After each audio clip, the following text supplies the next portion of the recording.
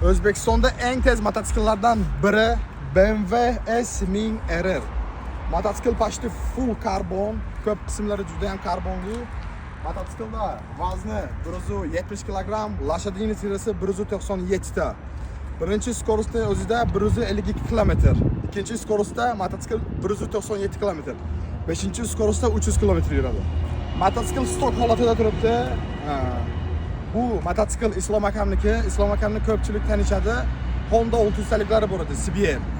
Undan keyin oladigan mototsikllar ana BMW, germanskiy mototsikl, Yapondan keyin germanskiy mototsiklga o'tishdi. Mana Islomidin MCS. Hozir mototsiklni bitta ovozini eshitib ko'ramiz. Atmosferasi вообще bomba. Launch, traction control, cruise control hamma rejimlari bor.